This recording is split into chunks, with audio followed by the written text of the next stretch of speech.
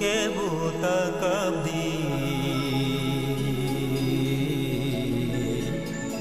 la mari min ani la mari min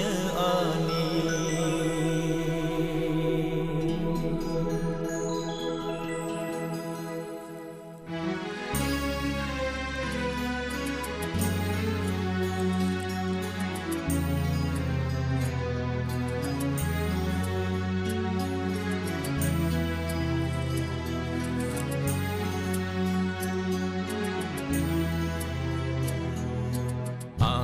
thang na buru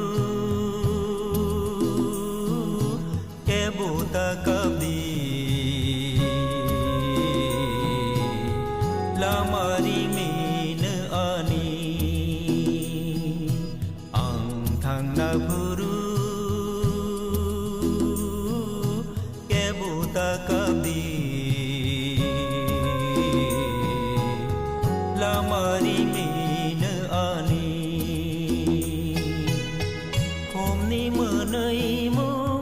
menai rohor di hamari ruai bekhani ang thang na buru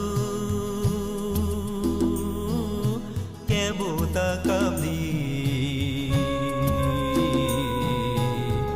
la mari min ani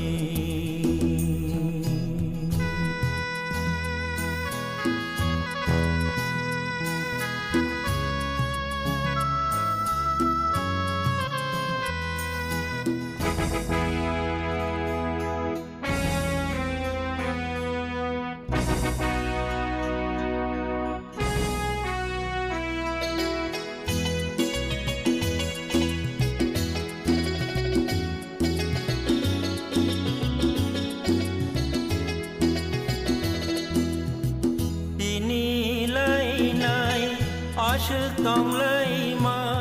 suy tongan khawo long ma tong sa bukha pogla mui tu tongan khawo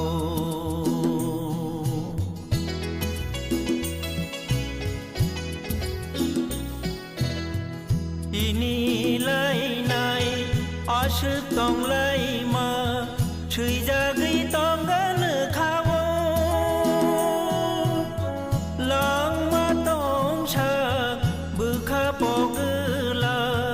mui tu tongan khawo ang thang na buru ke buta kabdi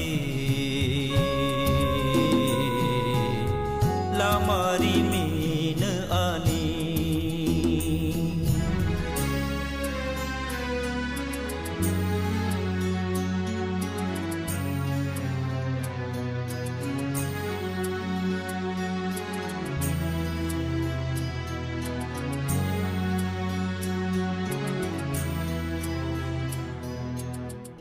apang khapurma khumala subui norok noya pharu angle